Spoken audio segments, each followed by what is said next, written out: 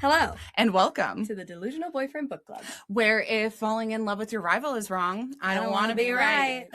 Today we are talking about Heated Rivalry. This is our BL live action of the month, and for most of you guys, you know this as an romance. It's actually based off a novel. Game Changer is the first one in the series, and then Heated Rivalry is going to be the second one in the series. And the show actually combines those two books. I have not read the books, but Brookie has read Heated Rivalry, so we'll ask her a little bit about how this differs. We're doing this episode early because I have to go to Ireland at the end of the month, so it'll be a quick little episode. But thank you so much for being here. If you haven't already, rate, review, and subscribe, and leave us a little review if you can on Apple Podcasts or Spotify, and turn on your auto downloads if you can. So this week we are talking about another hockey romance. If you have tuned in on Delusional Boyfriend Book Club for the rest of March, we just talked about Pucking Around, which was a great reverse harem romance. And then Yuri on Ice was the anime of the month, the BL anime, and it's my favorite anime of all time. So the manhwa of the month is Melting Point. So we have love on ice all around, and our tropes for this one are going to be enemies to lovers and slow burn, as well as sports romance, and of course, queer gay awakening. Can you guys think of any other tropes that I'm missing? Not really. That kind of covers it. So if you guys watched this as it was coming out, it was an absolute takeover pop culture phenomenon. Yeah. People were obsessed, and it was a 6-episode release by HBO. So there wasn't a lot to consume, and they've really condensed those two books into 5 hours. It's a pretty short book. And the series is pretty short, but we are getting a second season, which is super fun. So I'm going to do a quick summary, and then we're just going to talk about our reaction to the actual series itself, the casting, and how these two loved watching a fully gay romance, because that is always what I'm consuming, and I'm always trying to get people to jump on board, and it was really fun to have something that was that popular. Can we just start with a quote from Connor Story, who plays Ilya Rozanov? He hosted SNL last night, and in his monologue he said, "A lot of you have seen my show. I think what it has made a lot of women realize is their sexuality is actually gay men." Yes, absolutely. When I say my sexuality is fluid, I mean in another life I was a gay man. Yeah.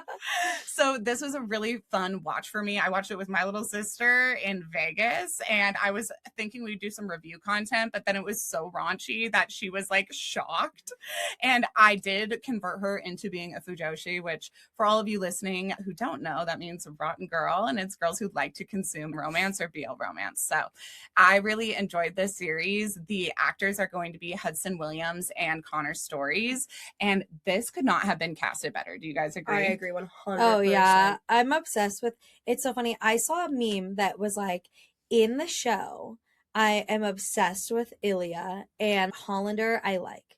In real life, I am obsessed. Like, it's Hollander is like, yes, and then Ilya's daddy, and in real life it's the opposite. Like that Connor Story is the bubbly, like, whatever. Hudson Williams is daddy energy, and it's so true with all their press that they're doing and stuff. Yeah. It's so funny. Yeah. I absolutely agree with that. In this story, I'll give you guys a quick breakdown. We have Shane Hollander, and I always have a hard time when my brother's name is any character's name who is involved in the romance, but Shane Hollander is going to be a Canadian hockey player who is basically number one in his age division. We meet them at 17 years old, and his rival is a Russian hockey player named Ilya Rozanov. And Shane Hollander and Ilya Rozanov are constantly being pitted against each other as rookies.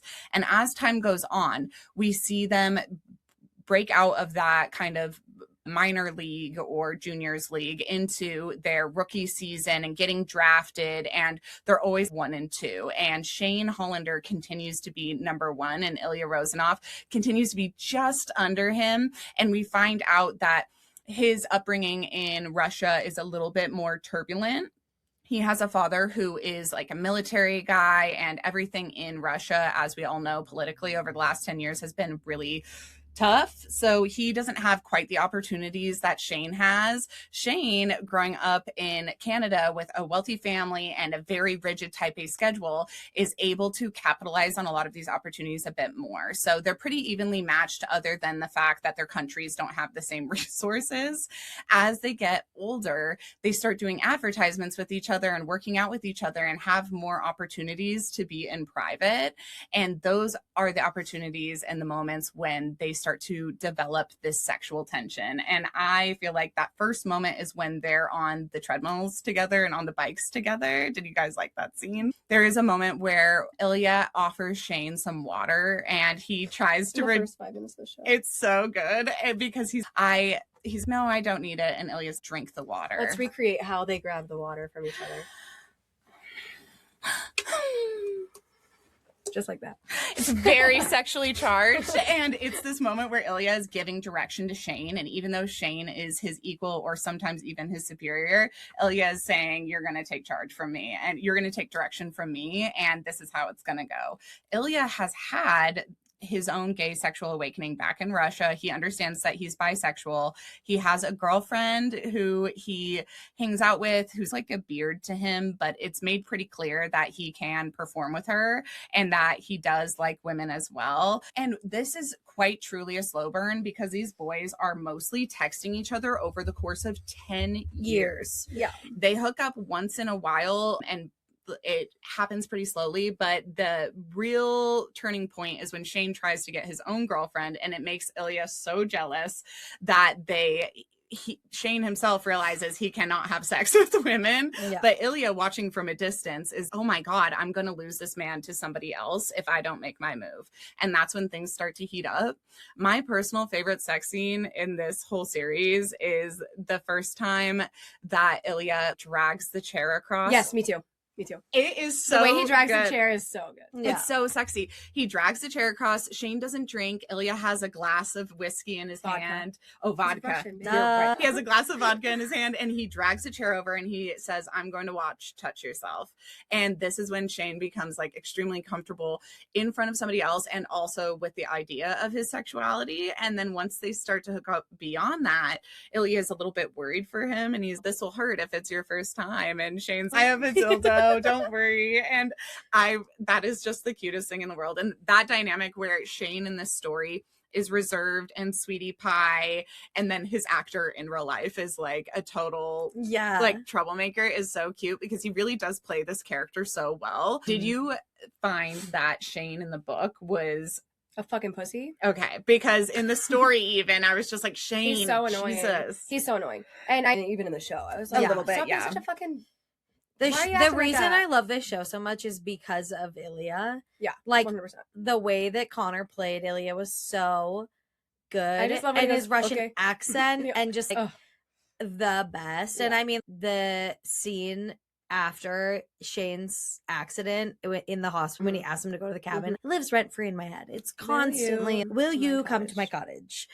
Don't go to Russia. No, we can't do that.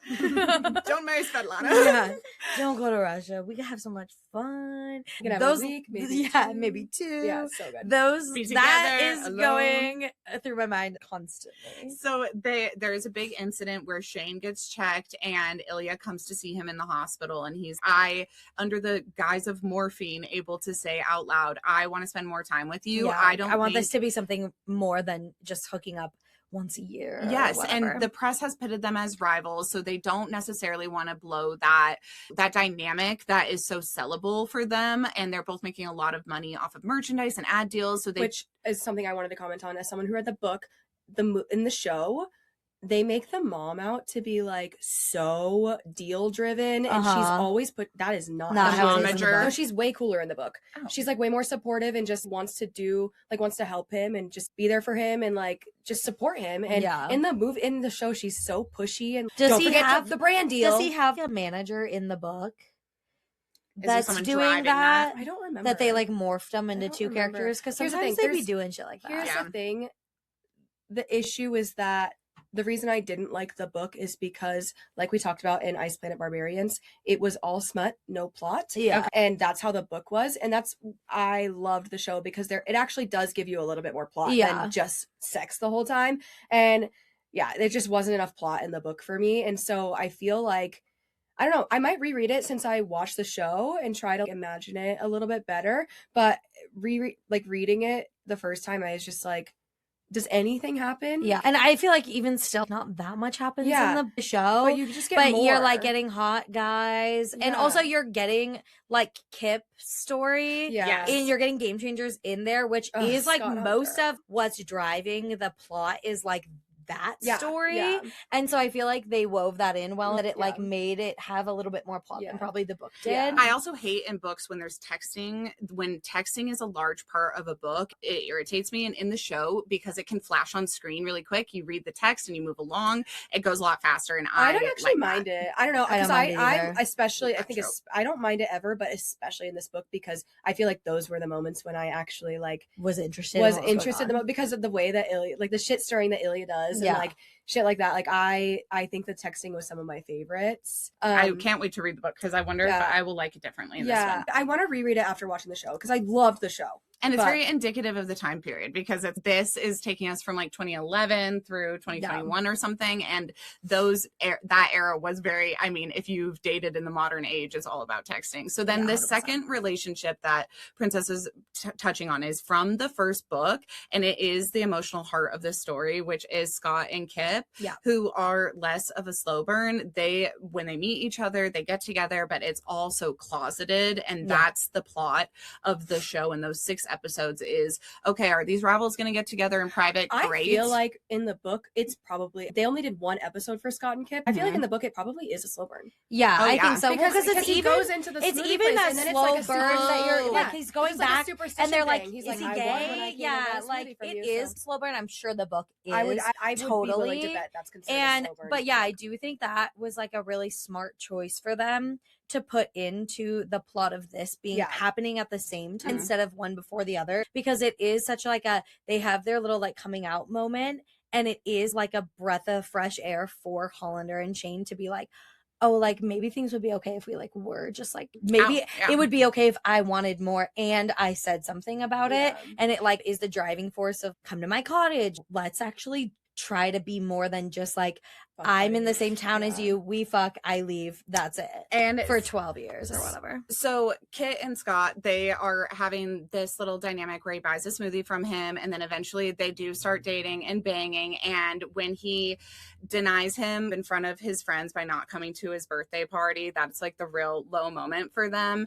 And then when he wins the Stanley Cup and pulls him out onto the ice and everybody sees how proud, kisses him in front of everybody, it is this huge change. Yeah, me too. And I would say it's why this series got so popular is because it felt like a really socially political, important story to be telling, that there isn't enough out gay men for how many men are in these pro sports. In professional sports. It's not realistic. There's not a single out gay hockey player, I don't think, in the NHL right now. And I think after I don't think there ever has been either. I think just following the media of this, there was like one person who after their time actively playing came out. He's out now and he played in the NHL, but there's never been a player that is out while being in the NHL. And since this story, I think there has been a player or two who have come out as like bisexual. So there is starting to be some motion in that way, which is really cool to see pop culture influence real life. So that is episode 5 when they kiss each other on the ice. Episode 6 is Will You Come to the Cottage with Me? And that's when the internet kind of broke and everyone was making the most hysterical